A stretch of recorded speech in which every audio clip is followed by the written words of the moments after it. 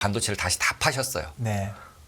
네, 다 파셨어요. 지난주에 다 파셨습니다, 이제. 오, 네, 네. 수익을 내고 네, 훌륭하게 네. 잘 엑시시 많이 됐다. 단기 매매로만 보면. 네. 그다음에 채권 ETF 중에 되게 신기한 게 하나 들어왔어요. 일본에 상장돼 있는 미국 주식 ETF를 샀어요. 그 옌을 해지하려고 이제 포워드 같은 게 걸려 있는 네, ETF인 거죠. 네. 그러니까 이제 엔화 강세로도 베팅을 하고 달러 채권도 사고. 그러니까 이제 아베노믹스에서 결국 엔화 약세를 주창을 한 거잖아요. 네. 그러다 보니까 엔화 약세되고 우리나라는 그냥 왔다 갔다 하고 그러다 보니까 전체적으로는 밑으로 계속 내려오는 중인데 최근 10년간을 보면 박스를 그리면 여기 정도 되거든요.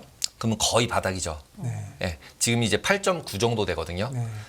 보통 머릿속에 한 100엔 정도로 네, 돼 네, 있잖아요. 네. 10원당. 근데 이제 10% 정도가 내려온 상태가 된 거죠. 엔화가 싸진 거죠. 그래서 이제 일본으로 여행 가시는 분들도 많고 다 위로만 베팅하는 것 같아. 이상해. 막 그랬잖아요. 네. 근데 진짜 얘가 딱 꼭지에서 끝났어요. 4,400에 끝났어요. 대박이네요. 4,410. 그래서 와 이렇게 매매를 한 끝까지 포지션을 가지고 있던 분은 최고점에서 잘 만기를 만끽한 네. 분이었을 것 같아요. 나스닥 옵션에서 특이한 점은 이런 것들. 그러니까 아무것도 거래량이 거의 없었는데 갑자기 여기 15,850, 15,900짜리만 이렇게 많아요. 6,000개씩 돼요. 이게 뭐냐면 예전에 이제 디지털 옵션 같은 위에 가면 먹고 아래 가면 깨지는 쪽에 베팅하는 사람들이 베팅을 해놓은 거다라고 네. 보시면 될 것 같아요. 근데 하지만 그 밑에 있을 때는 다 보는 거니까 확률상으로는 이 포지션 잡은 사람이 무조건 이길 확률이 높겠죠. 테이블랩의 케빈강 대표님 어서 오세요. 안녕하세요. 안녕하세요. 제가 월요일은 항상 이제 요즘은 이제 국내 시장 먼저 보고 네. 그리고 이제 미국 시장 보는데 사실 순서는 거꾸로였죠, 그렇죠? 그러니까 저번 주 주식시장 어떻게 봐야 되겠습니까? 네. 네, 일단 또 똑같이 지난주 해외 주식 매매 동향을 보다 보면 그 지지난주에 반도체를 열심히 사셨잖아요. 네. 그랬는데 지난주에 왕창 올랐죠. 그래서 네. 굉장히 많이 올라서 돈을 벌었겠다 이렇게 생각을 했는데 네. 지난주에는 어땠냐면 반도체를 다시 다 파셨어요. 네. 네, 다 파셨어요. 지난주에 다 파셨습니다. 이제 지난주 상승할 때 네, 먹고 예, 먹고 이제 다 잘랐다. 그래서 수익을 내고. 네, 수익을 네. 내고 수익을 훌륭하십니다. 다 훌륭하게 네. 잘 엑시시 많이 됐다. 단기 매매로만 보면 네. 그다음에 채권 ETF 중에 되게 신기한 게 하나 들어왔어요. 뭐냐면 그 엔화 일본에 상장돼 있는 미국 주식 ETF를 샀어요. 미국 채권 상장돼 ETF는 있는 미국 장기 채권 ETF. 예, 그건 그러니까 옌 표시인가요? 네, 옌 표시를 산 거예요. 예. 옌 표시 그리고 엔화가 해지돼 있는 ETF. 그러니까 원래 엔화 가지고 미국 채권 ETF를 사면 네. 엔화를 팔고 달러를 사가지고 샀기 때문에 엔화를 팔아야 되잖아요. 네. 그러면 다시 달러 익스포저가 되잖아요. 네. 위험이 되는데 네. 그 옌을 해지하려고 이제 포워드 같은 게 걸려 있는 네. ETF인 거죠. 네. 그러니까 이제 엔화 강세로도 베팅을 하고 달러 채권도 사고 네. 그래서 이제 두 가지를 다 하느라고 이제 TMF 이런 거 안 사고 일본에 상장된 걸 샀어요. 그래서 굉장히 또 그 이런 거를 이렇게 뭐 1,000만 불 정도 되는데요. 그러니까 옌 강세 베팅이 된 건가요? 된 거죠. 예. 네. 예. 그래서 그냥 미국 채권만 사는 게 아니라 이제는 엔화 환율까지도 고려한 투자를 하고 계시다. 아 역시 시장은 와 네, 대단합니다. 진짜 그래서 와 발빠르게. 진짜 빠르게. 네. 그래서 이 엔화 부분을 한번 살펴보려고 해요. 네네. 일단 지금 쭉 이 부분들은 투자된 부분들은 그냥 채권 쪽으로 좀 갔고 뭐 아도브, 나이키 이런 것들 했다 나왔다. 그리고 실적 나올 때마다 매매를 했다. 그 다음에 테슬라 1,250만 불, 그 다음에 엔비디아 5,100만 불 다 팔았어요. 기술주는 계속 매도 중이에요. 상승할 때마다. 그러면서 이제 TMF는 FOMC 때 이제 금리 올라가니까 이제 추가 매수를 하신 것 같고요. 네, 그리고 반도체는 전부 다 롱 ETF는 팔고 숏 ETF는 사고 그래서 확연히 다 돌아갔습니다. 그러니까 매도 쪽으로. 그래서 이제 지금 엔화 쪽만 한번 보려고 그래요. 네. 이 차트는 한 2000년도부터 지금 현재까지예요. 네. 굉장히 이제 그림이 좀 작은 느낌도 있는데 하얀색 그림이 원옌 환율이에요. 네. 제일 잘 보이게 하려고 이제 네. 흰색 만들었는데 지금 여기 쫙 올라간 부분 있잖아요. 네. 쫙 올라간 부분은 네. 서브프라임.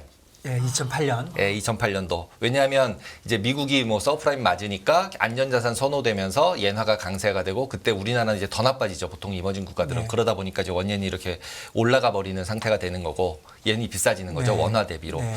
그 다음서부터 이제 쭉 내려왔는데 그 쭉 내려오는 거 안에 2012년도에 아베노믹스가 있었어요. 네. 그러니까 이제 아베노믹스에서 결국 예나 약세를 주창을 한 거잖아요. 네. 그러다 보니까 예나 약세되고 우리나라는 그냥 왔다 갔다 하고 그러다 보니까 전체적으로는 밑으로 계속 내려오는 중인데 이 이제 서브프라임 때 올라갔던 부분이 한 2014년도 아베노믹스 하고 나서부터 좀 이제 낮았다고 보면은 한 최근 10년간을 보면 박스를 그리면 여기 정도 되거든요. 네.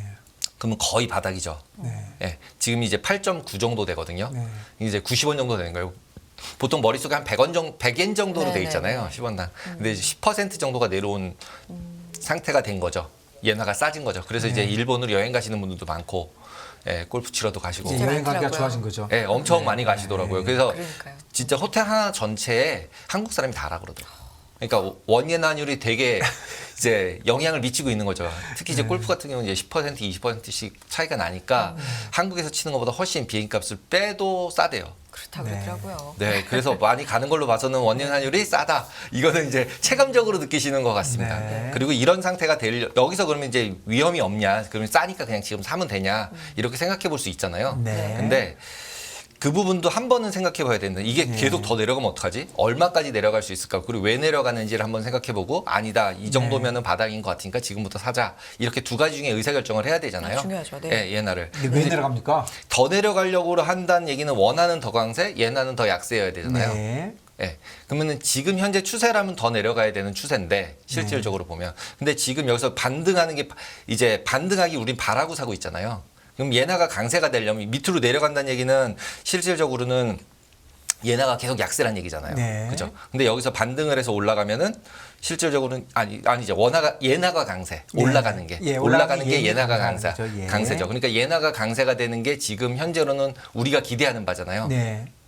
원화 대비로. 네. 그러면은 결국 YCC 얘기가 나오고 예나가 실제로 YCC 없어지면서 일본이 금리가 올라가기 시작을 하면 예나가 다시 강세가 되겠죠. 그죠? 그렇죠. 그 방향을 지금 보고 베팅을 하고 있는 거죠. 그죠? 네, 네. 그러면은 이렇게 되지 않는 방법은 뭐냐면 예나가 더 약세가 돼야 되는 거잖아요. 네. 예나가 더 약세가 되려면 그러면 어떻게 됐을 때 예나가 약세가 되는가라고 네.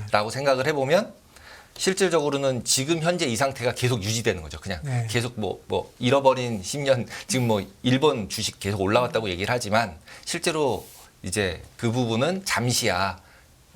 계속적으로 발전할 가능성은 없어라고 하면 단기 시간이 지나고 나도 계속적으로 일본은 나쁘고 우리나라는 반도체랑 이런 이제 기술주들이 있어서 일본보다 우리가 계속 더 좋아. 이렇게 되면서 우리가 더 강한 거죠. 계속 한국이. 그랬을 경우에는 이게 밑으로 내려가는 상태가 되겠죠. 그렇죠. 예. 그래서 그 두 가지 확률 중에서 어디를 베팅하냐라고 생각을 해보면 지금 현재 단기 뭐 한 6개월, 1년 정도로 보면 이 박스권 내에 있는 게 그냥 상대적으로는 더 상식적인 것 같아요.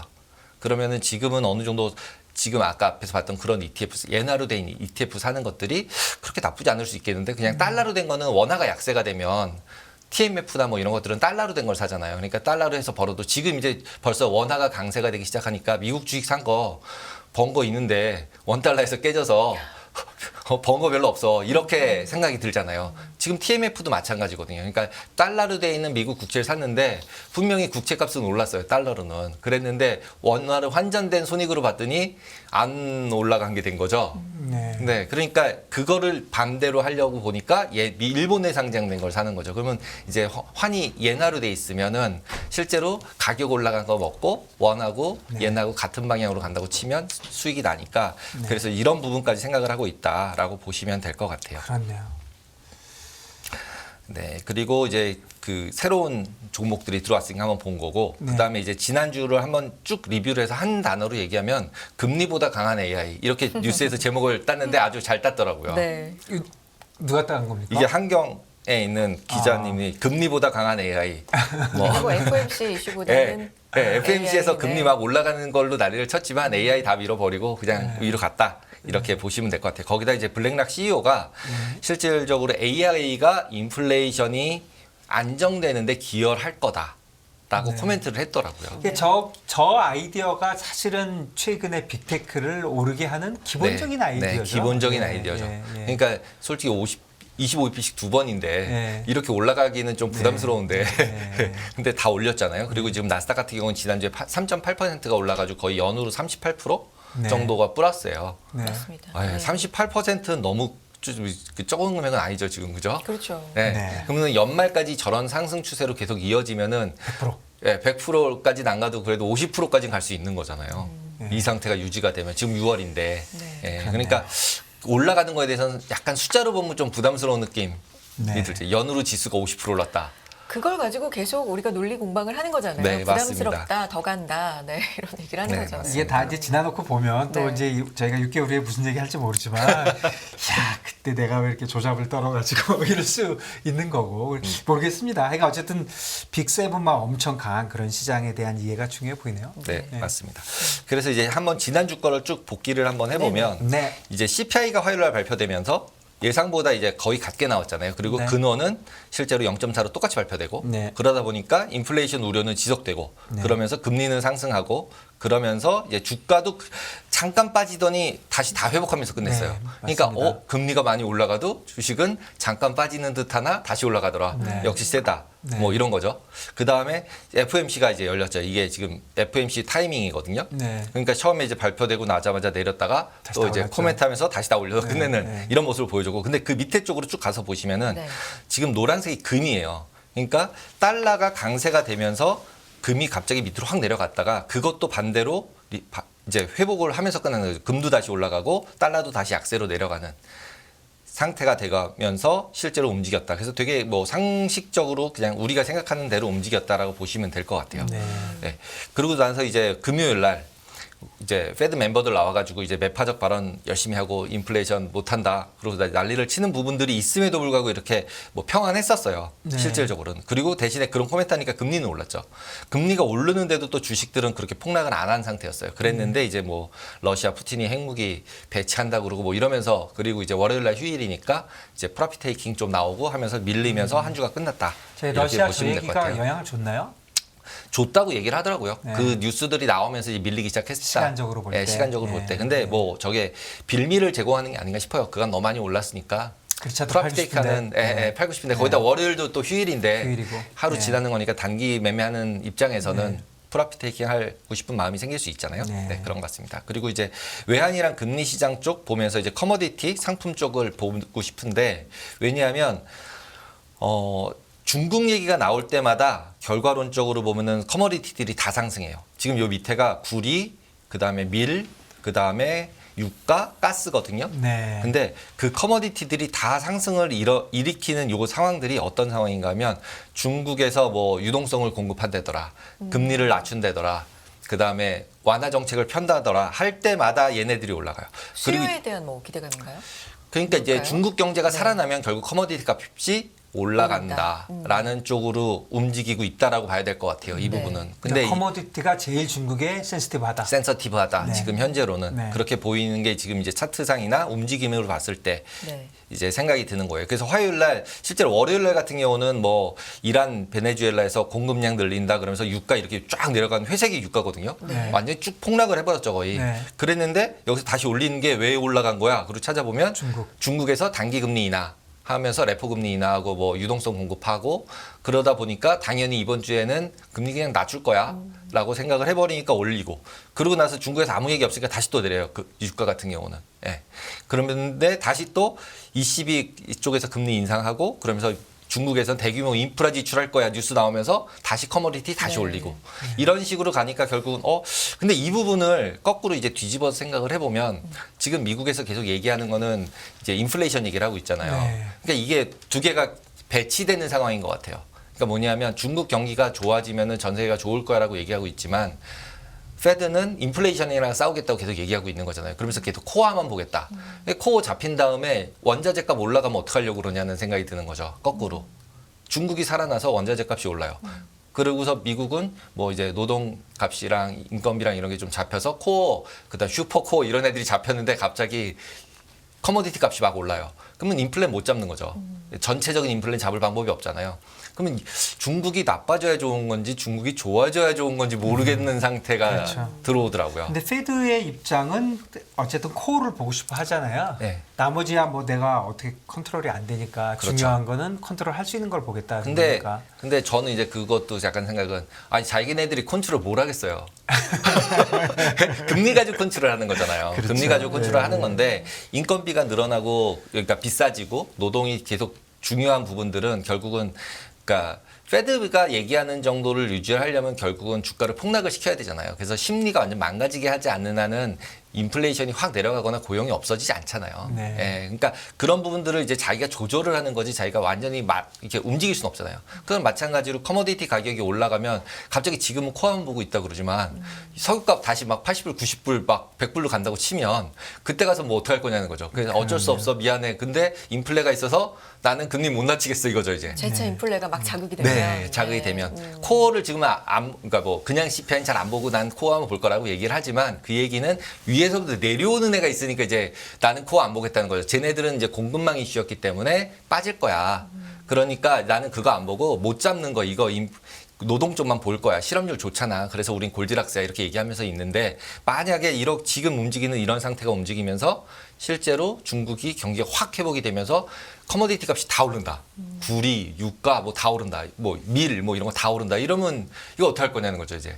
이것도 자기도 핸들링할 수 없고 시장도 핸들링할 수 없잖아요. 그러면 인플레는 안 잡히잖아요. 그러니까 좀 서머리 해보면 중국이 네. 지금 나쁘니까 중국만 돌아오면 주식시장이 좋을 것 라고 같다라고 생각하고 있지만 그게 또 막상 올라가면 역효과도 있다. 있을 수 있다. 예. 근데 사실 이 논리는 오래 전에 네. 올해 초쯤에 야 중국이 살아나면 그때 무조건 살아날 줄 알았으니까 맞아요. 살아나면 네. 이게 공급망이 해결돼서 경제에 좋은 역할도 있지만 야 그러면 인플레이션 되면 뭐 다 나빠지는 거 아니야 그런 논리가 있었는데 중국이 나빠지니까 그 지금 말씀해 주신 그 우려는 다 잊어버리고 있는 있었죠. 거죠. 네. 있는 거죠. 과거에 있었던 얘기들이 묻혔는데 네. 다시 올라오면 어떨지도 한 번 정도는. 왜냐하면 지금이 어쨌든 박스 단으로 보면 네. 상단에 있잖아요. 네. 그리고 이제 엔비디아 고평가다 말도 많고 네. AI 버블이다 아니다 말도 많은 상황인데 그러면은 하락으로 갈 만한 뉴스가 아까 예나 봤듯이 하락으로 네. 그럼 돌아갈 뉴스가 뭐가 있을까는 한 번 정도 체크를 해보고 그렇게 되면은 우리는 어떻게 할까? 그렇게 안 되고 계속 올라가면 뭐 그냥 바이앤홀드 가는 거고 네. 예, 그렇게 낌새가 좀 보이면은 이제 잽싸게 빨리 포지션을 바꿔야 되는 거죠. 그리고 그러네요. 앞에서 봤듯이 원 달러 같은 경우는 일주일 동안 0.78%가 올랐는데 네.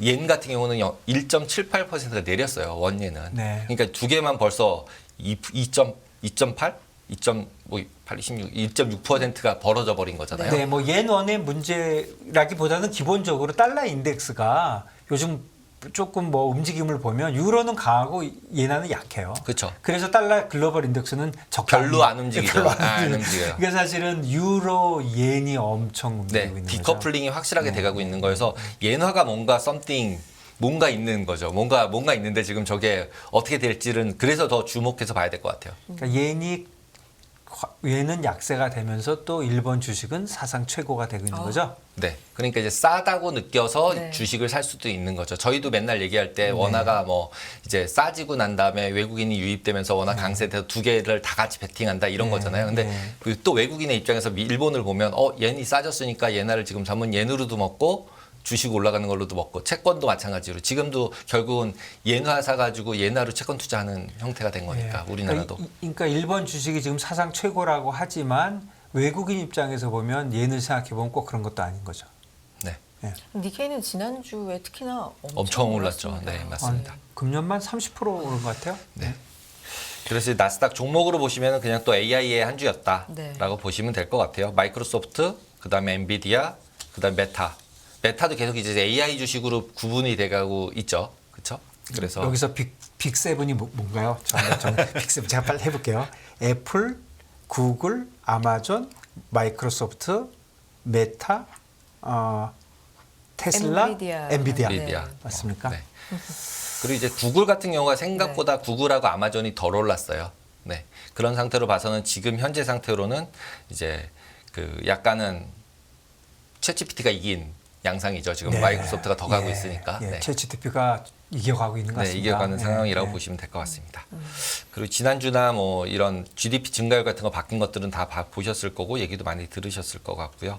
그리고 지금 이제 그 이번 주 이제 중국이랑 지금 저희가 이제 중국 얘기를 했잖아요. 네. 네. 그래서 이제 중국이랑 어떤 미국이랑 뭔가 좀 좋은 얘기가 좀 나와야 네. 한 번 정도 더 레벨업을 할 수 있지 않을까라는 게 저의 그냥 개인적인 생각이고요. 그렇네요. 네. 그리고 이제 이번 주는 PMI 발표가 이제 되는데 서비스 PMI 이제 S&P 글로벌 금요일 날 발표가 되는데 그 PMI 발표되면서 결국은 서비스 쪽을 우리가 계속해서 포커스를 하는 이유는 고용을 페드가 본다고 하니까 서비스는 대부분 다 고용이잖아요. 네네. 예, 그러다 보니까 고용 비용이 비싸질 거냐 싸질 거냐를 여기서 유추를 하지 않을까라고 생각이 들고 고용 비용이 조금 이제 줄어들면 싸지면 인건비가 시간당 임금 뭐 이런 것들 비슷한 유들의 데이터들이 좀 좋게 나오면 인플레이션이 좀 줄어들지 않겠냐라고 생각을 하지 않을까라고 생각이 듭니다. 네. 또 페드워치에서 보는 금리 결정 변화를 네. 또 네. 지금 실제로 장단기 금리차가 벌써 95bp예요. 마이너스. 그러네요. 그러니까 그 SVB 사태 일어나기 전에 100bp를 잠깐 그때가 넘었다가 100이었죠. 예. SVB가 터지면서 40까지 올라갔다가 네. 밑으로 줄줄 내려와서 지금 마이너스 95예요. 네. 그럼 마이너스 95를 버틸 수 있는 이제 중소형 조그만 지역은행들이 얼마나 있을까라는 물음표가 던져지는 부분도 있어요. 이 부분은. 그래서 이렇게 계속 내렸더니 SBB가 없어졌잖아요. 맞아요. 네? 근데 지금 또 이제 잊어버리고 있는 거죠. 계속. 근데 이거는 결국은 그때 뇌피셜이긴 하지만 결국은 유동성 공급을 계속 하고 있는 거죠. 장기채 유동성 공급을 계속 하고 있기 때문에 장기채를 파는 사람이 별로 없는 것 같아요. 그리고 다 ETF 같은 것도 저희가 TMF 같은 거 사잖아요. 그럼 TMF 사면은 그 ETF가 저 채권 사거든요. 네. 그러니까 개인까지 들어와서 채권 사지, 일본에서 와서 채권 사지, 일본 개인까지 사버리니까 금리 미국 4, 5%면 괜찮아. 그러면서 사고 있기 때문에 약간 수급에서 그런 부분이 있지 그러니까 않나라고 말씀해 주신 그 생각됩니다. 수급의 장기채 부분이 장기채를 팔아야 되는데 네. 안 팔고 그 리포 같은 게 되니까 네, 맞습니다. 안 팔고 있다. 그러니까 사실은 조금 과대평가돼 있다. 그렇죠. 약간은 예, 비싼 비싸다. 거죠. 상대적으로 아, 비싼 거죠. 비싸다. 그러니까 네. 이자율이 너무 낮다. 그렇죠. 단기 쪽 2년짜리, 예, 예. 1년짜리 이쪽은 그냥 페드가 올리면 네. 따라가는 거니까 상관없는데 네. 뒤쪽은 어차피 수급이잖아요. 네. 사는 사람 파는 사람이 있을 때 파는 사람 많으면은 금리 올라가는 거고 사는 사람 많으면 금리 내려가는 건데 상대적으로 뒤쪽은 사는 사람이 계속 있는 거죠. 근데 그 말이 맞다면 뭐 어느 정도 당연히 영향을 줬을 거고 그 말이 맞다면 사실 장단기 금리 차이로 그 경기 침체를 논하는 것도 약간 완화돼야 되는 거네요. 그러니까 수급에서 꼬였기 때문에 이것 때문에 이렇다라고 얘기하기는 되게 어려운 거죠. 그렇죠. 근데 이제 여기서 이제 이슈는 맨 마지막에 이렇게 해서 금리차를 계속 냅두면 대출이 적어질 수 있는 거죠. 왜냐하면 그렇죠. 그냥 단기 예금 같은 거 받으면 단기채 높은데 그거 그냥 사면 되는 거죠. 그렇죠. 대출해 줄 필요가 없는 거죠. 어쨌든 뭐 이후에 어쨌든 간에 네. 단기가 높으니까 높으니까. 장기 네. 장기 어차피 대출을 안 해주겠죠. 네, 안 해주겠죠. 할 필요가 없죠. 그러면 이제 대출이 줄어들고 대출이 줄어들면 이제 기업들 중소 기업들이 문제가 되고 그러다 보니까 그걸 예상한 것 때문에 러셀이 약세인 거죠.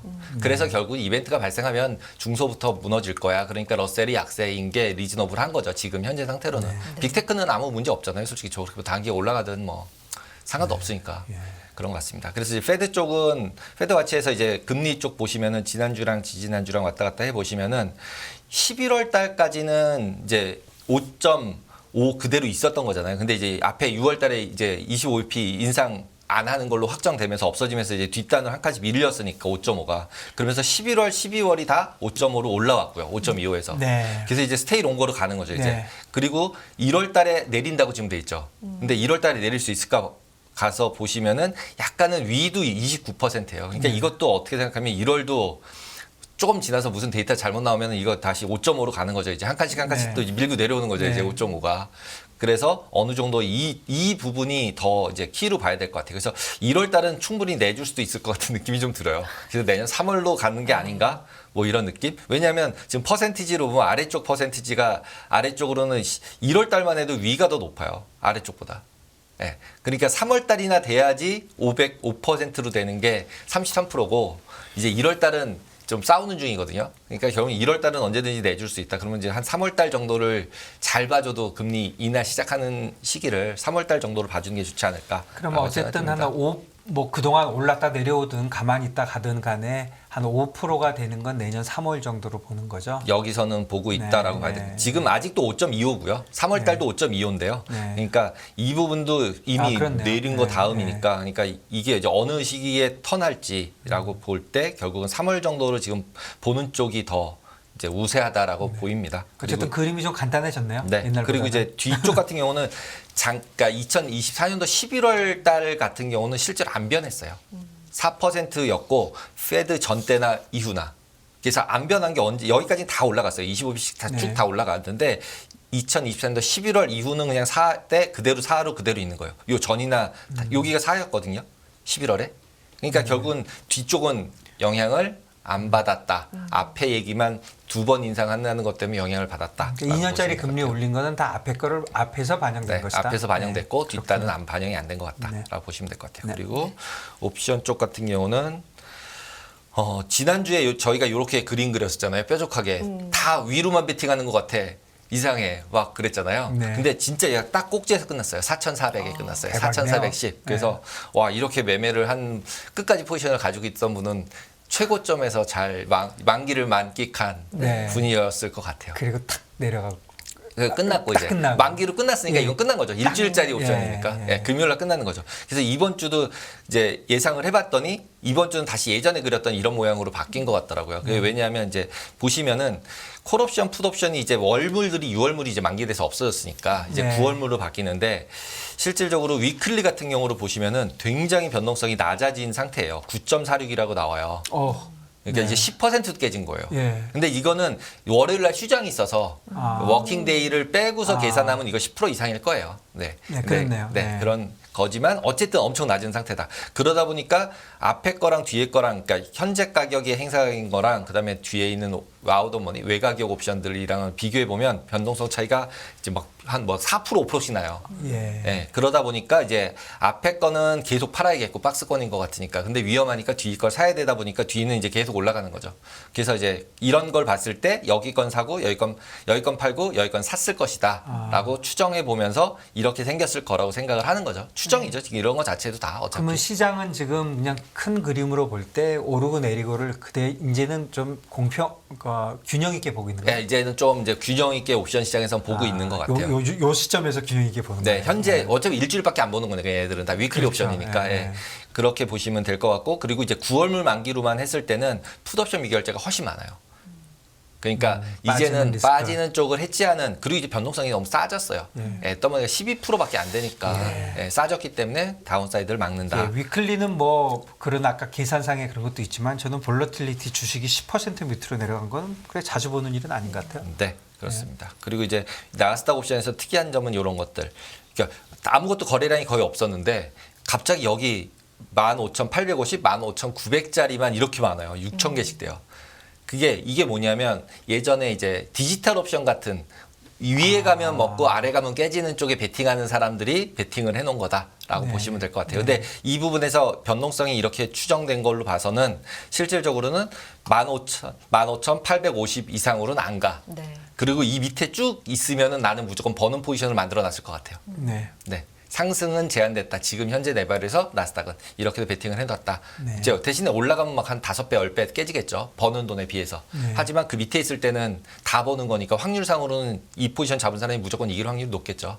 예. 근데 그렇게 터지면 많이 터지고. 터지면 뭐 한 4-5배 되는 거고. 네, 네, 그렇게 보시면 될 것 같습니다. 그리고 풋옵션 쪽은 계속적으로 증가하고 있어서 나스닥도 9월물 같은 경우 그래서 9월물은 12,000 정도에 올려가기 시작을 했어요. 네. 그러니까 해지를. 지금이 15,000인데 12,000짜리들도 매수하기 시작했으니까 그럼 한 한번 보셔야 될 것 25% 같다. 빠지는 거네요. 네. 그 정도도 해지를 시작을 했다라고 예. 보시면 될 것 같아요. 그리고 이제 변동성 같은 경우는 너무 이제 지금이 거의 바닥 근처인 것 같다. 하단 쪽인 것 같다. 왜냐하면 실제로 텀 스트럭처가 바뀌지를 못해요. FOMC 같은 게 있었는데도 더 이상 내려갈 것도 없고 그래서 고정된 상태여서 S&P 같은 경우는 어느 정도 변동성이 바닥 쪽에 있다라고 보시면 될 것 같고 나스닥은 단기는 조금은 올라갔다.